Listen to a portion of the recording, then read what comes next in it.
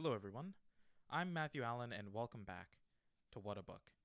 Today, we continue on in The Great Gatsby. Chapter 2. About halfway between West Egg and New York, the motor road hastily joins the railroad and runs beside it for a quarter of a mile, so as to shrink away from a certain desolate area of land. This is a valley of ashes, a fantastic farm where ashes grow like wheat into ridges and hills and grotesque gardens, where ashes take the forms of houses and chimneys and rising smoke, and, finally, with a transcendent effort, of men who move dimly and already crumbling through the powdery air. Occasionally a line of gray cars crawls along an invisible track, gives out a ghastly creak, and comes to rest, and immediately the ash-gray men swarm up with leaden spades and stir up an impenetrable cloud, which screens their obscure operations from your sight. But above the gray land and the spasms of bleak dust which drift endlessly over it, you perceive, after a moment, the eyes of Dr. T.J. Eckelberg. The eyes of Dr. T.J. Eckelberg are blue and gigantic. Their retinas are 1 yard high. They look out of no face, but, instead, from a pair of enormous yellow spectacles which pass over a non-existent nose. Evidently, some wild wag of an oculist set them there to fatten his practice in the borough of Queens, and then sank down himself into eternal blindness, or forgot them and moved away. But his eyes, dimmed a little by many paintless days under sun and rain, brood on over the solemn dumping ground. The Valley of Ashes is bounded on one side by a small foul river, and, when the drawbridge is up to let barges through, the passengers on waiting trains can stare at the dismal scene for as long as half an hour. There is always a halt there of at least a minute, and it was because of this that I first met Tom Buchanan's mistress. The fact that he had one was insisted upon wherever he was known. His acquaintances resented the fact that he turned up in popular restaurants with her and, leaving her at a table, sauntered about, chatting with whomsoever he knew. Though I was curious to see her, I had no desire to meet her. But I did. I went up to New York with Tom on the train one afternoon, and when we stopped by the ash heaps he jumped to his feet and, taking hold of my elbow, literally forced me from the car. "We're getting off," he insisted. "I want you to meet my girl." I think he'd tanked up a good deal at luncheon, and his determination to have my company bordered on violence. The supercilious assumption was that on Sunday afternoon I had nothing better to do. I followed him over a low whitewashed railroad fence, and we walked back 100 yards along the road under Dr. Eckelberg's persistent stare. The only building in sight was a small block of yellow brick sitting on the edge of the wasteland, a sort of compact main street ministering to it, and contiguous to absolutely nothing. One of the 3 shops it contained was for rent, and another was an all-night restaurant, approached by a trail of ashes. The third was a garage. Repairs. George B. Wilson. Cars bought and sold. And I followed Tom inside. The interior was unprosperous and bare. The only car visible was the dust-covered wreck of a Ford which crouched in a dim corner. It had occurred to me that the shadow of a garage must be a blind, and that sumptuous and romantic apartments were concealed overhead, when the proprietor himself appeared in the door of an office, wiping his hands on a piece of waste. He was a blond, spiritless man, anemic and faintly handsome. When he saw us, a damp gleam of hope sprang into his light blue eyes. "Hello, Wilson, old man," said Tom, slapping him jovially on the shoulder. "How's business?" "I can't complain," answered Wilson unconvincingly. "When are you going to sell me that car?" "Next week. I've got my man working on it now." "Works pretty slow, don't he?" "No, he doesn't," said Tom coldly. "And if you feel that way about it, maybe I'd better sell it somewhere else after all." "I didn't mean that," explained Wilson quickly. "I just meant—" His voice faded off, and Tom glanced impatiently around the garage. Then I heard footsteps on the stairs, and in a moment the thickish figure of a woman blocked out the light from the office door. She was in the middle 30s, and faintly stout, but she carried her surplus flesh sensuously as some women can. Her face, above a spotted dress of dark blue crêpe de chine, contained no facet or gleam of beauty, but there was an immediately perceptible vitality about her, as if the nerves of her body were continually smoldering. She smiled slowly and, walking through her husband as if he were a ghost, shook hands with Tom, looking him flush in the eye. Then she wet her lips, and without turning round spoke to her husband in a soft, hoarse voice. "Get some chairs, why don't you, so somebody can sit down." "Oh, sure," agreed Wilson hurriedly, and went toward the little office, mingling immediately with the cement of color of the walls. A white ashen dust veiled his dark suit and his pale hair as it veiled everything in the vicinity, except his wife, who moved close to Tom. "I want to see you," said Tom intently. Get on the next train." "All right. I'll meet you by the newsstand on the lower level." She nodded and moved away from him just as George Wilson emerged with 2 chairs from his office door. We waited for her down the road and out of sight. It was a few days before the 4th of July, and a gray, scrawny Italian child was setting torpedoes in a row along the railroad track. "Terrible place, isn't it?" said Tom, exchanging a frown with Dr. Eckelberg. "Awful. It does her good to get away." "Doesn't her husband object?" "Wilson? He thinks she goes to see her sister in New York. He's so dumb he doesn't know he's alive." So Tom Buchanan and his girl and I went up together to New York. Or not quite together, for Mrs. Wilson sat discreetly in another car.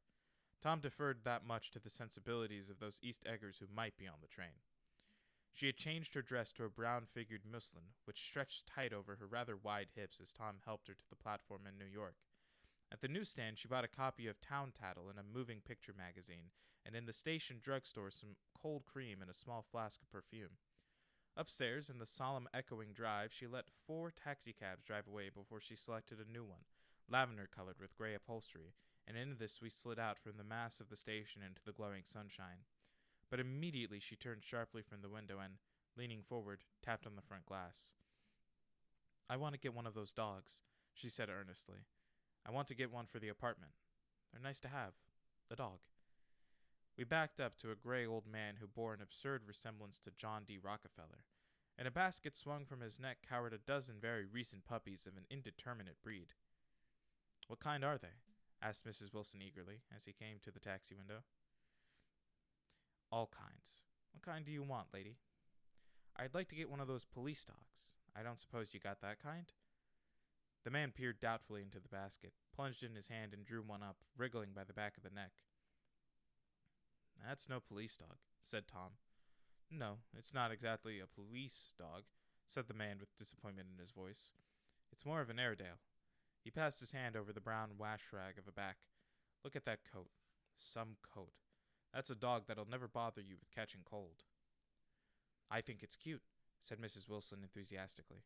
"How much is it?" "That dog?" He looked at it admiringly. "That dog will cost you $10.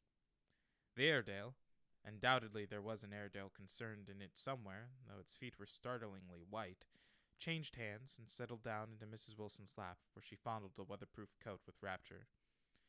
"Is it a boy or a girl?" she asked delicately. "That dog? That dog's a boy." "It's a bitch," said Tom decisively. "Here's your money. Go and buy 10 more dogs with it." We drove over to Fifth Avenue, so warm and soft, almost pastoral, on the summer Sunday afternoon that I wouldn't have been surprised to see a great flock of white sheep turn the corner. "Hold on," I said. "I have to leave you here." "No, you don't," interposed Tom quickly. "Myrtle will be hurt if you don't come up to the apartment. Won't you, Myrtle?" "Come on," she urged. "I'll telephone my sister Catherine. She's said to be very beautiful by people who ought to know." "Well, I'd like to, but—" We went on, cutting back again over the park toward the West Hundreds. At 158th Street, the cab stopped at one slice in a long white cake of apartment houses. Throwing a regal homecoming glance around the neighborhood, Mrs. Wilson gathered up her dog and her other purchases and went haughtily in. "I'm going to have the McKees come up," she announced as we rose in the elevator.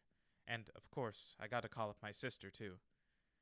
The apartment was on the top floor, a small living room, a small dining room, a small bedroom, and a bath.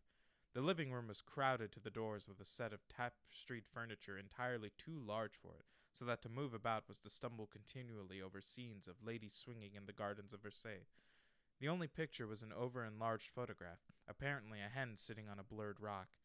Looked at from a distance, however, the hen resolved itself into a bonnet, and the countenance of a stout old lady beamed down into the room. Several old copies of Town Tattle lay on the table together with a copy of Simon Called Peter, and some of the small scandal magazines of Broadway. Mrs. Wilson was first concerned with the dog. A reluctant elevator boy went for a box full of straw and some milk, to which he added on his own initiative a tin of large, hard dog biscuits, one of which decomposed apathetically in the saucer of milk all afternoon. Meanwhile, Tom brought out a bottle of whiskey from a locked bureau door. "I have been drunk just twice in my life, and the second time was that afternoon, so everything that happened has a dim, hazy cast over it, although until after 8 o'clock the apartment was full of cheerful sun. Sitting on Tom's lap, Mrs. Wilson called up several people on the telephone. Then there were no cigarettes, and I went out to buy some at the drugstore on the corner. When I came back, they had disappeared, so I sat down discreetly in the living room and read a chapter of Simon Called Peter. Either it was terrible stuff or the whiskey distorted things, because it didn't make any sense to me. Just as Tom and Myrtle, after the first drink Mrs. Wilson and I called each other by our first names, reappeared, company commenced to arrive at the apartment door. The sister, Catherine, was a slender, worldly girl of about 30, with a solid, sticky bob of red hair and a complexion powdered milky white.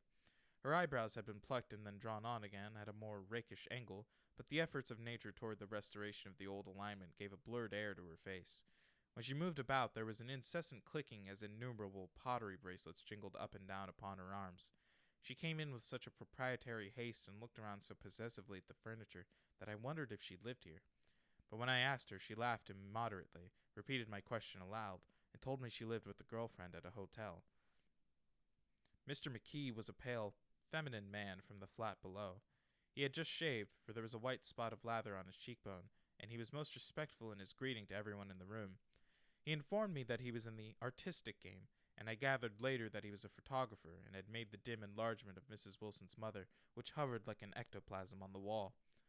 His wife was shrill, languid, handsome, and horrible. She told me with pride that her husband had photographed her 127 times since they had been married. Mrs. Wilson had changed her costume some time before, and was now attired in an elaborate afternoon dress of cream-colored chiffon, which gave out a continual rustle as she swept about the room. With the influence of the dress, her personality had also undergone a change. The intense vitality that had been so remarkable in the garage was converted into impressive hauteur.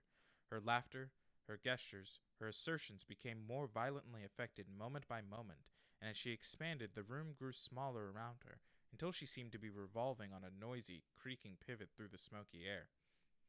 "My dear," she told her sisters in a high, mincing shout, "most of these fellows will cheat you every time. All they think of is money. I had a woman up here last week to look at my feet, and when she gave me the bill, you'd have thought she had my appendicitis out." "What was the name of the woman?" asked Mrs. McKee. "Mrs. Eberhardt. She goes around looking at people's feet in their own homes." "I like your dress," remarked Mrs. McKee. "I think it's adorable." Mrs. Wilson rejected the compliment by raising her eyebrow in disdain. "It's just a crazy old thing," she said. "I just slip it on sometimes when I don't care what I look like." "But it looks wonderful on you, if you know what I mean," pursued Mrs. McKee. "If Chester could only get you in that pose, I think he could make something of it." We all looked in silence at Mrs. Wilson, who removed a strand of hair from over her eyes and looked back at us with a brilliant smile. Mr. McKee regarded her intently with his head on one side, and then moved his hand back and forth slowly in front of his face. "I should change the light," he said after a moment. "I'd like to bring out the modeling of the features, and I tried to get hold of all the back hair." "I wouldn't think of changing the light," cried Mrs. McKee. "I think it's—" Her husband said, "Shh," and we all looked at the subject again, whereupon Tom Buchanan yawned audibly and got to his feet. "You McKees have something to drink," he said. "Get some more ice and mineral water, Myrtle, before everybody goes to sleep."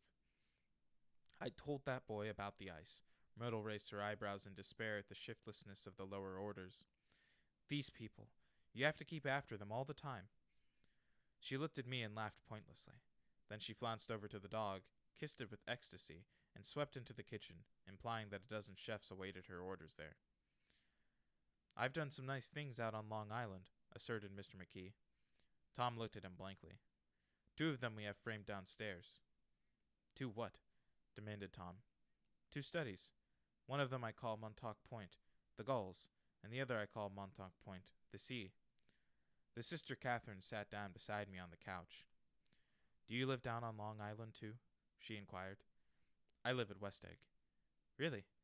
I was down there at a party about a month ago, at a man named Gatsby's. Do you know him?" "I live next door to him." "Well, they say he's a nephew or a cousin of Kaiser Wilhelm's. That's where all his money comes from." "Really?" She nodded. "I'm scared of him. I'd hate to have him get anything on me." This absorbing information about my neighbor was interrupted by Mrs. McKee's pointing suddenly at Catherine. "Chester, I think you could do something with her.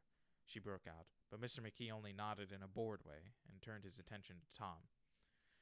I'd like to do more work on Long Island, if I could get the entry. All I ask is that they should give me a start. Ask Myrtle, said Tom, breaking into a short shout of laughter as Mrs. Wilson entered with a tray. She'll give you a letter of introduction, won't you, Myrtle? Do what? She asked, startled. You'll give McKee a letter of introduction to your husband so he can do some studies of him. His lips moved silently for a moment as he invited George B. Wilson at the gasoline pump, or something like that. Catherine leaned close to me and whispered in my ear, Neither of them can stand the person they're married to. Can't they? Can't stand them. She looked at Myrtle and then at Tom. What I say is, why go on living with them if they can't stand them? If I was them, I'd get a divorce and get married to each other right away. Doesn't she like Wilson either? The answer to this was unexpected. It came from Myrtle, who had overheard the question, and it was violent and obscene. You see? Cried Catherine triumphantly. She lowered her voice again. It's really his wife that's keeping them apart. She's a Catholic, and they don't believe in divorce. Daisy was not a Catholic, and I was a little shocked at the elaborateness of the lie. When they do get married, continued Catherine, they're going west to live for a while until it blows over. It'd be more discreet to go to Europe. Oh, do you like Europe? She exclaimed surprisingly. I just got back from Monte Carlo. Really? Just last year. I went over there with another girl. Stay long? No, we just went to Monte Carlo and back. We went by way of Marseille. We had over $1,200 when we started, but we got gypped out of it all in 2 days in the private rooms. We had an awful time getting back, I can tell you. God, how I hated that town. The late afternoon sky bloomed in the window for a moment like the blue honey of the Mediterranean. Then the shrill voice of Mrs. McKee called me back into the room. I almost made a mistake, too, she declared vigorously. I almost married a little kike who'd been after me for years. I knew he was below me. Everybody kept saying to me, Lucille, that man's way below you. But if I hadn't met Chester, he'd have got me sure. Yes, but listen, said Myrtle Wilson, nodding her head up and down. At least you didn't marry him. I know I didn't. Well, I married him, said Myrtle ambiguously, and that's the difference between your case and mine. Why did you, Myrtle? Demanded Catherine. Nobody forced you to. Myrtle considered. I married him because I thought he was a gentleman, she said finally. I thought he knew something about breeding, but he wasn't fit to lick my shoe. You were crazy about him for a while, said Catherine. Crazy about him? Cried Myrtle incredulously. Who said I was crazy about him? I never was any more crazy about him than I was about that man there. She pointed suddenly at me, and everyone looked at me accusingly. I tried to show by my expression that I had played no part in her past. The only crazy I was when I married him. I knew right away I made a mistake.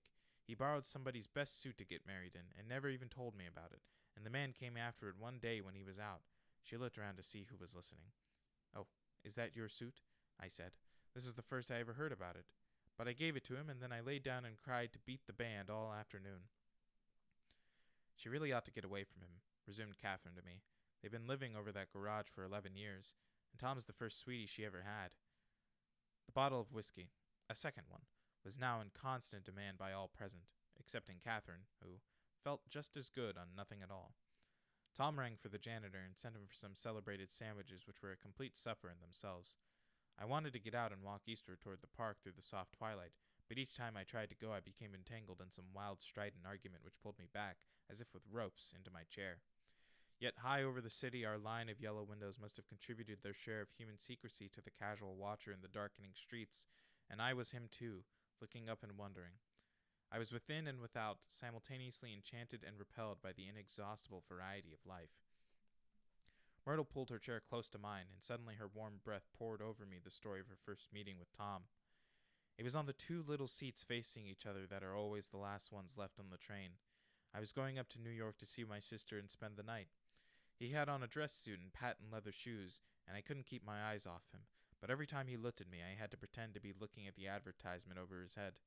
When we came into the station he was next to me, and his white shirt front pressed against my arm, and so I told him I'd have to call a policeman, but he knew I lied.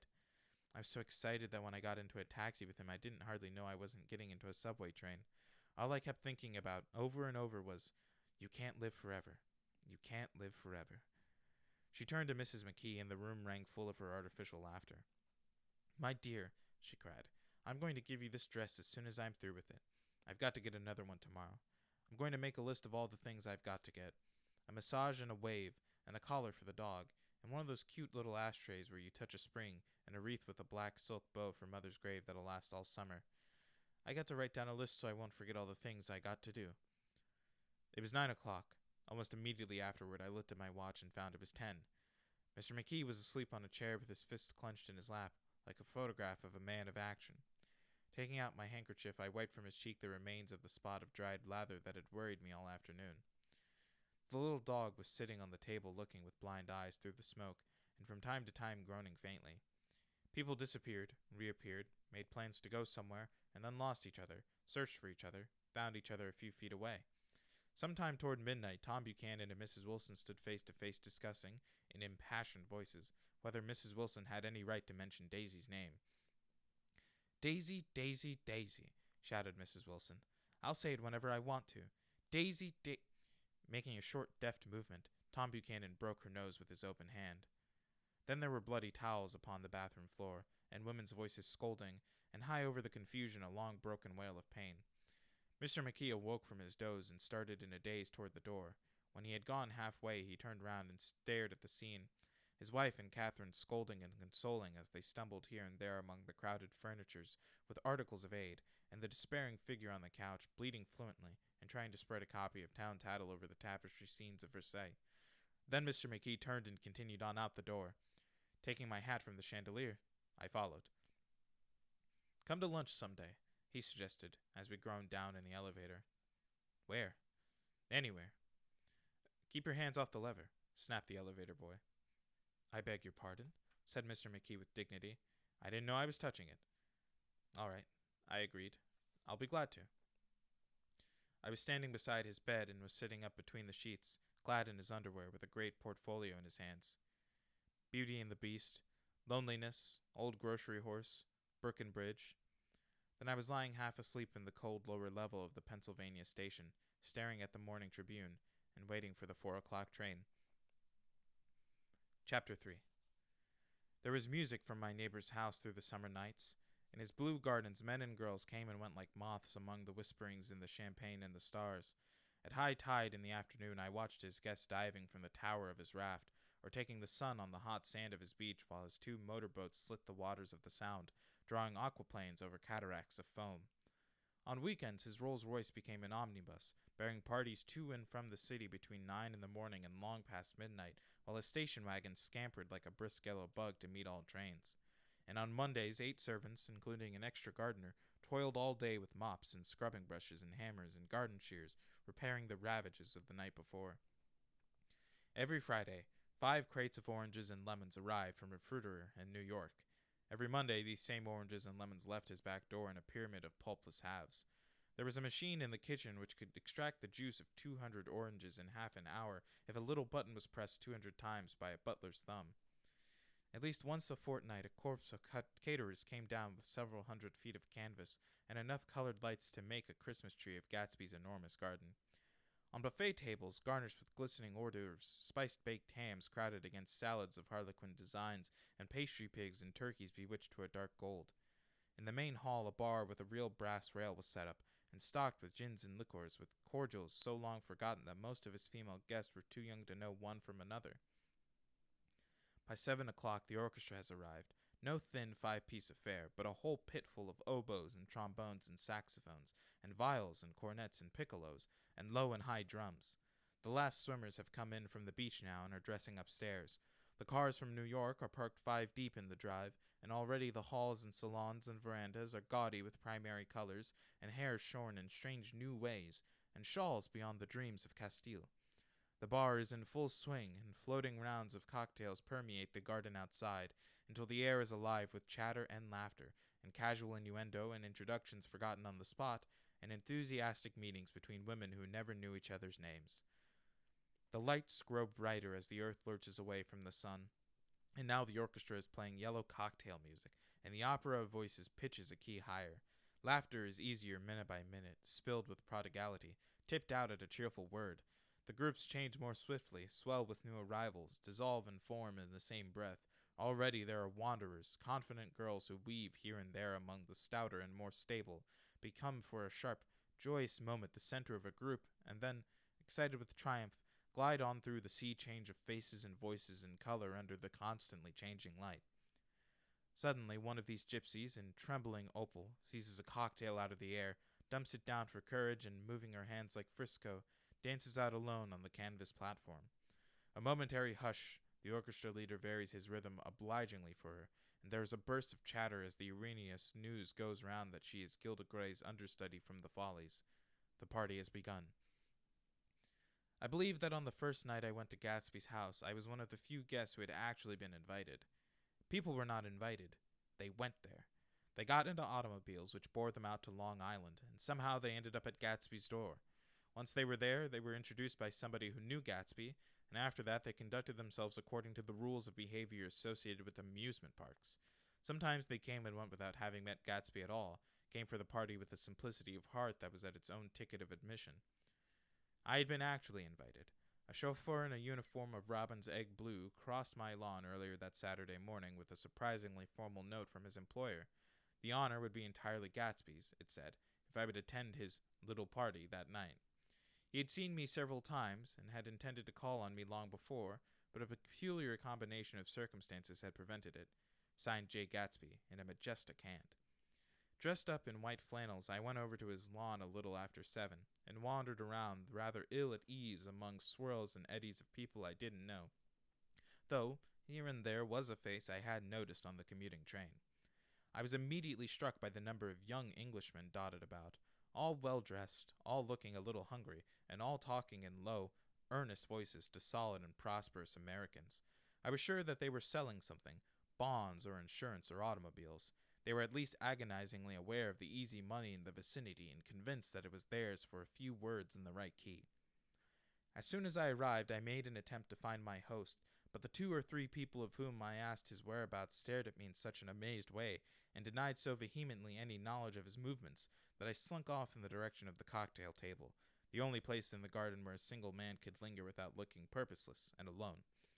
I was on my way to get roaring drunk from sheer embarrassment when Jordan Baker came out of the house and stood at the head of the marble steps, leaning a little backward and looking with contemptuous interest down into the garden. Welcome or not, I found it necessary to attach myself to someone before I should begin to address cordial remarks to the passers-by. "Hello," I roared, advancing toward her. My voice seemed unnaturally loud across the garden. "I thought you might be here," she responded absently as I came up.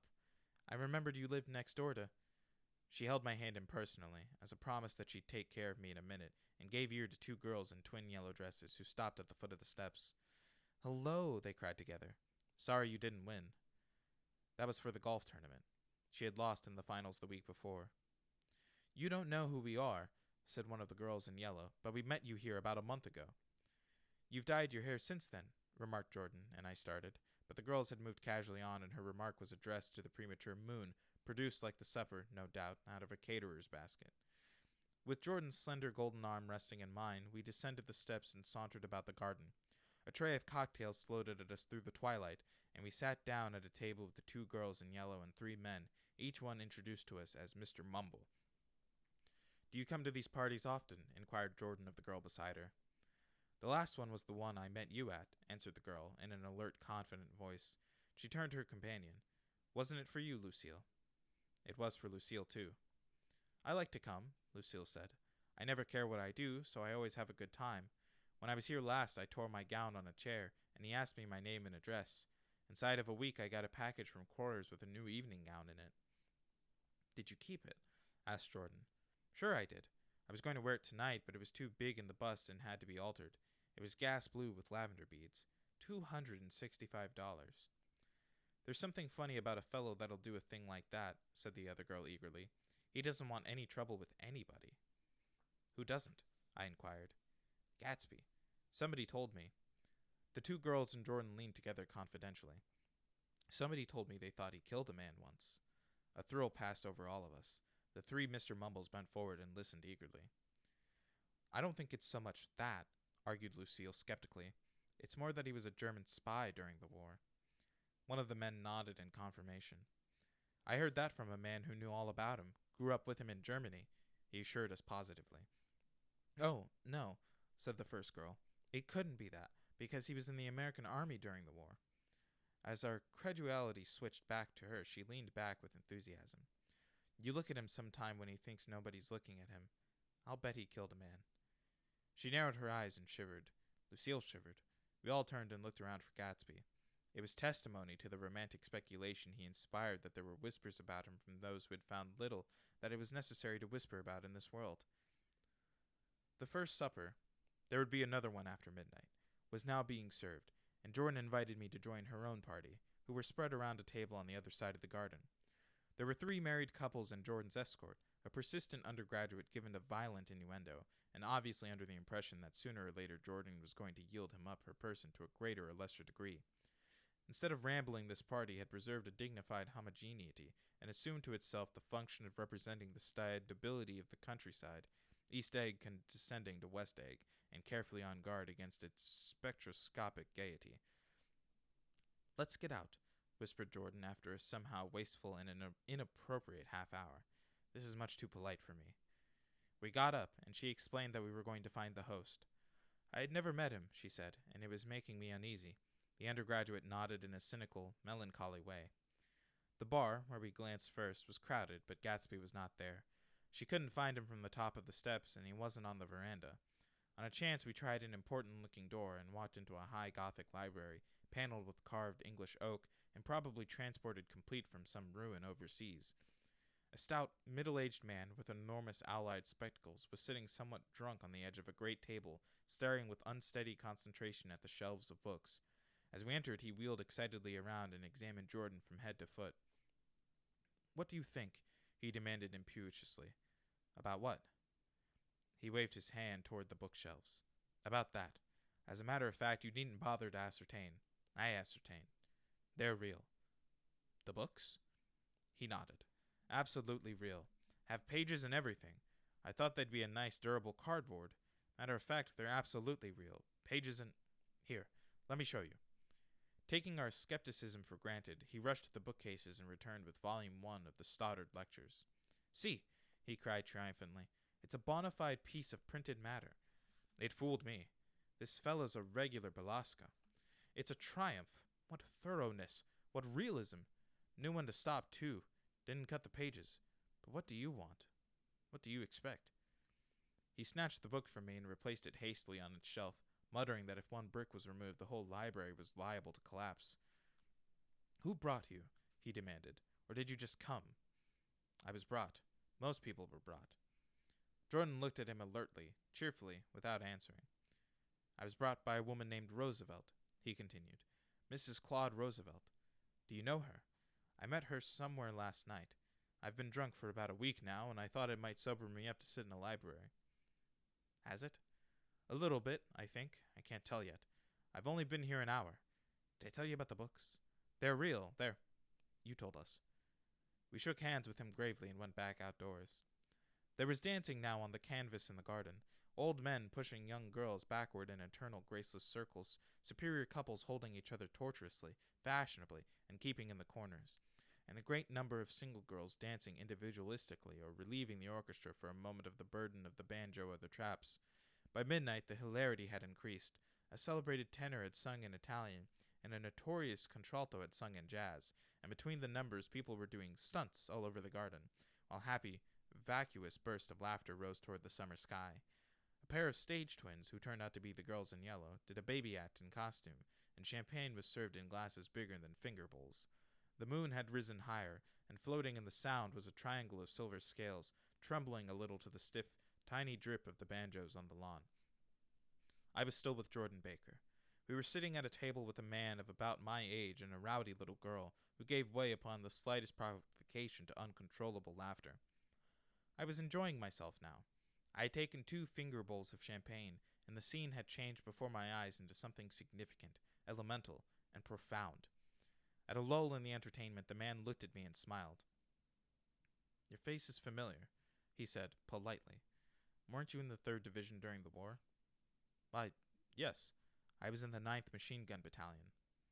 I was in the 7th Infantry until June 1918. I knew I'd seen you somewhere before. We talked for a moment about some wet, gray little villages in France. Evidently he lived in this vicinity, for he told me that he had just bought a hydroplane and was going to try it out in the morning. Want to go with me, old sport? Just near the shore along the Sound? What time? Any time that suits you best. It was on the tip of my tongue to ask his name when Jordan looked around and smiled. Having a gay time now? She inquired. Much better. I turned again to my new acquaintance. This is an unusual party for me. I haven't even seen the host.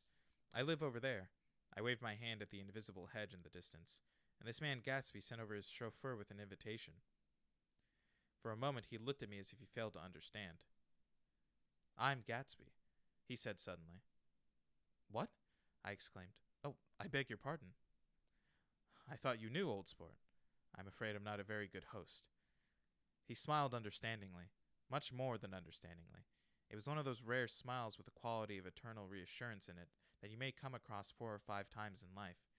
It faced, or seemed to face, the whole external world for an instant, and then concentrated on you with an irresistible prejudice in your favor. It understood you just so far as you wanted to be understood, believed in you as you would like to believe in yourself, and assured you that it had precisely the impression of you that, at your best, you hoped to convey. Precisely at that point it vanished, and I was looking at an elegant young roughneck, a year or two over 30, whose elaborate formality of speech just missed being absurd. Some time before he introduced himself, I'd got a strong impression that he was picking his words with care. Almost at the moment when Mr. Gatsby identified himself, a butler hurried toward him with the information that Chicago was calling him on the wire. He excused himself with a small bow that included each of us in turn. If you want anything, just ask for it, old sport, he urged me. Excuse me. I will rejoin you later. When he was gone, I turned immediately to Jordan, constrained to assure her of my surprise. I had expected that Mr. Gatsby would be a florid and corpulent person in his middle years. Who is he? I demanded. Do you know? He's just a man named Gatsby. Where's he from, I mean? And what does he do? Now you're started on the subject, she answered with a wan smile. Well, he told me once he was an Oxford man. A dim background started to take shape behind him, but at her next remark it faded away. However, I don't believe it. Why not? I don't know, she insisted. I just don't think he went there. Something in her tone reminded me of the other girls' I think he killed a man, and had the effect of stimulating my curiosity. I would have accepted without question the information that Gatsby sprang from the swamps of Louisiana or from the Lower East Side of New York. That was comprehensible. But young men didn't, at least in my provincial inexperience I believed they didn't, drift coolly out of nowhere and buy a palace on Long Island Sound. Anyway, he gives large parties, said Jordan, changing the subject with an urban distaste for the concrete, and I like large parties. They're so intimate. At small parties there isn't any privacy. There was the boom of a bass drum, and the voice of the orchestra leader rang out suddenly above the ukulele of the garden. Ladies and gentlemen, he cried, at the request of Mr. Gatsby, we are going to play for you Mr. Vladimir Tolstoy's latest work, which attracted so much attention at Carnegie Hall last May. If you read the papers, you know there was a big sensation. He smiled with jovial condescension, and added, some sensation, whereupon everybody laughed. The piece is known, he concluded lustily, as Vladimir Tolstoy's Jazz History of the World. The nature of Mr. Tolstoy's composition eluded me, because just as it begun my eyes fell on Gatsby, standing alone on the marble steps and looking from one group to another with approving eyes. His tanned skin was drawn attractively tight on his face, and his short hair looked as though it were trimmed every day. I could see nothing sinister about him. I wondered if the fact that he was not drinking helped to set him off from his guest, for it seemed to me that he grew more correct as the fraternal hilarity increased. When the Jazz History of the World was over, girls were putting their heads on men's shoulders in a puppyish, convivial way. Girls were swooning backward playfully into men's arms, even into groups, knowing that someone would arrest their falls. But no one swooned backward on Gatsby, and no French bob touched Gatsby's shoulder, and no singing quartets were formed with Gatsby's head for one link. I beg your pardon. Gatsby's butler was suddenly standing beside us. Miss Baker, he inquired, I beg your pardon, but Mr. Gatsby would like to speak to you alone. With me? She exclaimed in surprise. Yes, madam. She got up slowly, raising her eyebrows at me in astonishment, and followed the butler toward the house. I noticed that she wore her evening dress, all her dresses, like sports clothes. There was a jauntiness about her movements as if she had first learned to walk upon golf courses on clean, crisp mornings. I was alone, and it was almost 2. For some time, confused and intriguing sounds had issued from a long, many-windowed room which overhung the terrace, eluding Jordan's undergraduate, who was now engaged in an obstetrical conversation with 2 chorus girls, and who implored me to join him. I went inside. The large room was full of people. One of the girls in yellow was playing the piano, and beside her stood a tall, red-haired young lady from a famous chorus, engaged in song. She had drunk a quantity of champagne, and during the course of her song she had decided, ineptly, that everything was very, very sad. She was not only singing, she was weeping too. Whenever there was a pause in the song, she filled it with gasping, broken sobs, and then took up the lyric again in a quavering soprano. The tears coursed down her cheeks. Not freely, however, for when they came into contact with her heavily beaded eyelashes, they assumed an inky color, and pursued the rest of their way in a slow, black rivulets. A humorous suggestion was made that she sing the notes on her face, whereupon she threw up her hands, sank into a chair, and went off into a deep, venous sleep. She had a fight with a man who says he's her husband, explained a girl at my elbow. I looked around. Most of the remaining women were now having fights with men said to be their husbands. Even Jordan's party, the quartet from East Egg, were rent asunder by dissension. One of the men was talking with curious intensity to a young actress, and his wife, after attempting to laugh at the situation in a dignified and indifferent way, broke down entirely and resorted to flank attacks. At intervals she appeared suddenly at his side like an angry diamond, and hissed, "You promised," into his ear. The reluctance to go home was not confined to wayward men. The hall was at present occupied by 2 deplorably sober men and their highly indignant wives. The wives were sympathizing with each other in slightly raised voices. Whenever he sees I'm having a good time, he wants to go home. Never heard anything so selfish in my life. We're always the first ones to leave. So are we. Well, we're almost the last tonight, said one of the men sheepishly. The orchestra left half an hour ago. In spite of the wives' agreement that such malevolence was beyond credibility, the dispute ended in a short struggle, and both wives were lifted, kicking, into the night. As I waited for my hat in the hall, the door of the library opened, and Jordan Baker and Gatsby came out together. He was saying some last word to her, but the eagerness in his manner tightened abruptly into formality as several people approached him to say goodbye. Jordan's party were calling impatiently to her from the porch, but she lingered for a moment to shake hands. I've just heard the most amazing thing, she whispered. How long were we in there? Why, about an hour. It was simply amazing, she repeated abstractedly. But I swore I wouldn't tell it, and here I am tantalizing you. She yawned gracefully in my face. Please come and see me. Phone book. Under the name of Mrs. Sigourney Howard. My aunt. She was hurrying off as she talked. Her brown hand waved a jaunty salute as she melted into her party at the door. Rather ashamed that on my first appearance I had stayed so late, I joined the last of Gatsby's guests, who were clustered around him. I wanted to explain that I'd hunted for him earlier in the evening and to apologize for not having known him in the garden. Don't mention it. He enjoined me eagerly. Don't give it another thought, old sport. The familiar expression held no more familiarity than the hand which reassuringly brushed my shoulder. And don't forget we're going up in the hydroplane tomorrow morning, at 9 o'clock. Then the butler, behind his shoulder. Philadelphia wants you on the phone, sir. All right, in a minute. Tell them I'll be right there. Good night. Good night. Good night.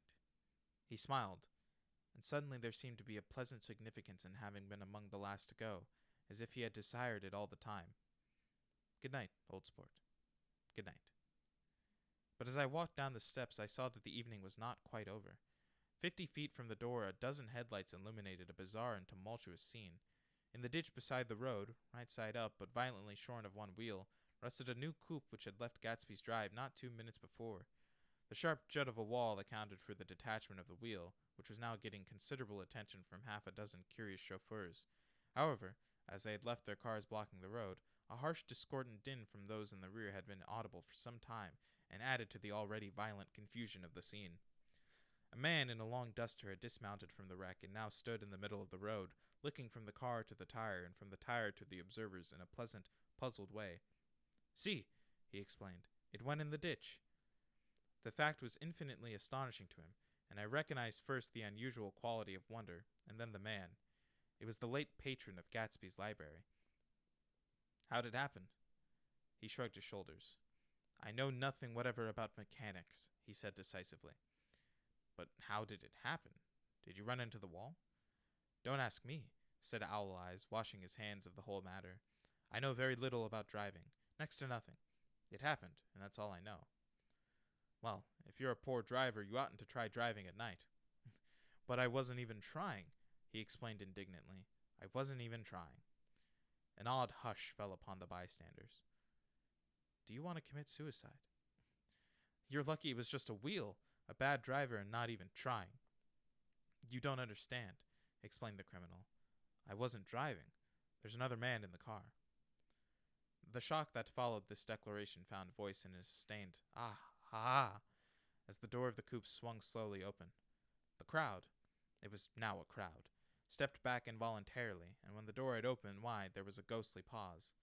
Then, very gradually, part by part, a pale, dangling individual stepped out of the wreck, pawing tentatively at the ground with a large, uncertain dancing shoe. Blinded by the glare of the headlights and confused by the incessant groaning of the horns, the apparition stood swaying for a moment before he perceived the man in the duster. What's the matter? He inquired calmly. Did we run out of gas? Look! Half a dozen fingers pointed at the amputated wheel. He stared at it for a moment, and then looked upward as though he suspected that it had dropped from the sky. It came off, someone explained. He nodded. At first I didn't notice we'd stopped. A pause. Then, taking a long breath and straightening his shoulders, he remarked in a determined voice. Wonder if he'll tell me where there's a gas line station? At least a dozen men, some of them little better off than he was, explained to him that wheel and car were no longer joined by any physical bound. Back out, he suggested after a moment. Put her in reverse. But the wheel's off. He hesitated. No harm in trying, he said. The caterwauling horns had reached a crescendo, and I turned away and cut across the lawn toward home. I glanced back once. A wafer of a moon was shining over Gatsby House, making the night fine as before, and surviving the laughter and the sound of his still glowing garden. A sudden emptiness seemed to flow now from the windows and the great doors, endowing with complete isolation the figure of the host, who stood on the porch, his hand up in a formal gesture of farewell. Reading over what I have written so far, I see I have given the impression that the events of 3 nights several weeks apart were all that absorbed me. On the contrary, they were merely casual events in a crowded summer and, until much later, they absorbed me infinitely less than my personal affairs. Most of the time I worked. In the early morning the sun threw my shadow westward as I hurried down the white chasms of lower New York to the Probity Trust. I knew the other clerks and young bond salesmen by their first names, and lunched with them in dark, crowded restaurants on little pig sausages and mashed potatoes and coffee. I even had a short affair with a girl who lived in Jersey City and worked in the accounting department, but her brother began throwing mean looks in my direction, so when she went on her vacation in July, I let it blow quietly away. I took dinner usually at the Yale Club. For some reason it was the gloomiest event of my day, and then I went upstairs to the library and studied investments and securities for a conscientious hour. There was generally a few rioters around, but they never came into the library, so it was a good place to work. After that, if the night was mellow, I strolled down Madison Avenue past the old Murray Hill Hotel and over 33rd Street to the Pennsylvania Station. I began to like New York, the racy, adventurous feel of it at night, and the satisfaction that the constant flicker of men and women and machines gives to the restless eye. I liked to walk up Fifth Avenue and pick out romantic women from the crowd and imagine that in a few minutes I was going to enter into their lives, and no one would ever know or disapprove. Sometimes, in my mind, I followed them to their apartments on the corners of hidden streets, and they turned and smiled back at me before they faded through a door into warm darkness. At the enchanted metropolitan twilight I felt a haunting loneliness sometimes, and felt it in others. Poor young clerks who loitered in front of windows, waiting until it was time for a solitary restaurant dinner. Young clerks in the dusk, wasting the most poignant moments of night and life. Again, at 8 o'clock, when the dark lanes of the 40s were 5 deep with throbbing taxicabs, bound for the theater district, I felt a sinking in my heart. Forms leaned together in the taxis as they waited, and voices sang, and there was laughter from unheard jokes, and lighted cigarettes outlined unintelligible gestures inside. Imagining that I, too, was hurrying toward gaiety and sharing their intimate excitement, I wished them well. For a while I lost sight of Jordan Baker, and then in midsummer I found her again. At first I was flattered to go places with her, because she was a golf champion, and everyone knew her name. Then it was something more. I wasn't actually in love, but I felt a sort of tender curiosity. The bored, haughty face that she turned to the world concealed something.